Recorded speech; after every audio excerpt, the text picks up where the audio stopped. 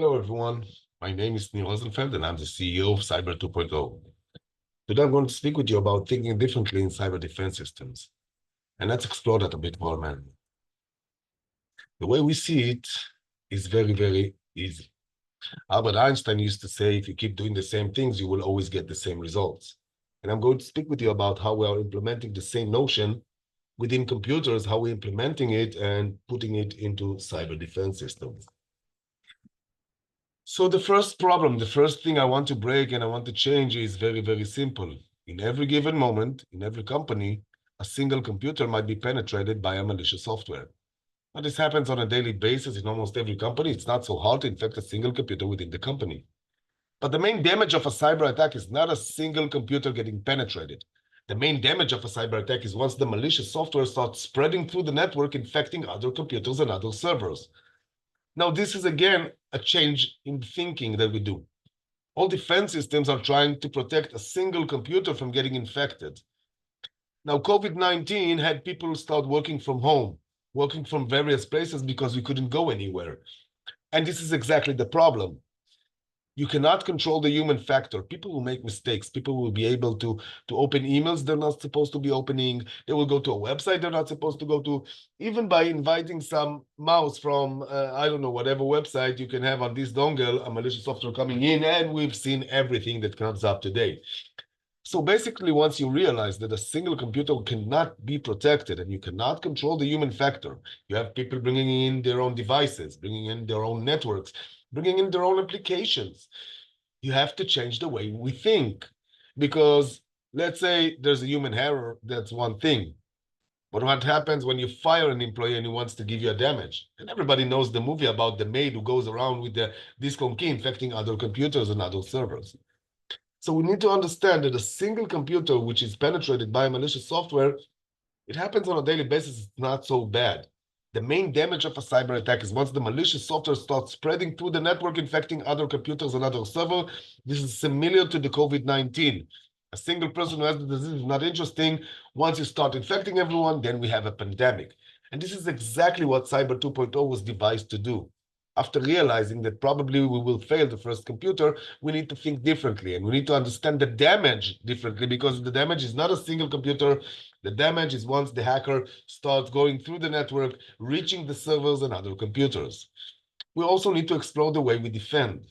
And today we defend computers using EDR solution. And we call ourselves beyond EDR, and EDR is not enough. And why is that? Well, we need to understand that EDR is not enough. It's basically, EDR by definition means endpoint detect and response. Again, this is commonly used method used for the last 20 years. First, you have to detect and recognize every malicious software, and then you are trying to prevent it from spreading through the network.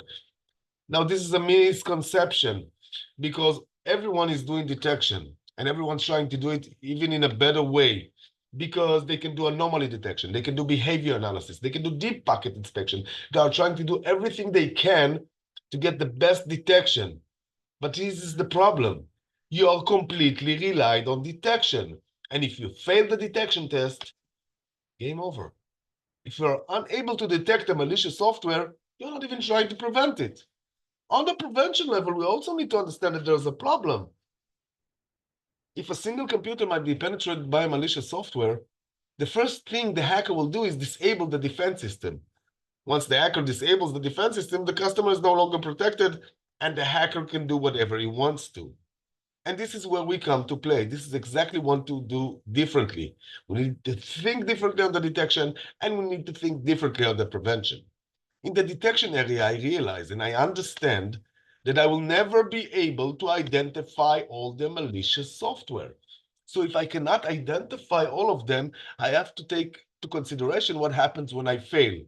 And this is where we basically embraced and developed the zero trust mechanism. Everybody likes to use the term zero trust, but basically what does it mean? We use the zero trust as plain as it is. I don't have to identify every new attack, because if I cannot detect who you are, first of all, I will block you, then I will alert the customer, and then we will try to figure out what you are. But you will block the moment I am not detecting you. The moment I cannot detect you, you are blocked. And this is thinking differently, and this is implementing different solutions.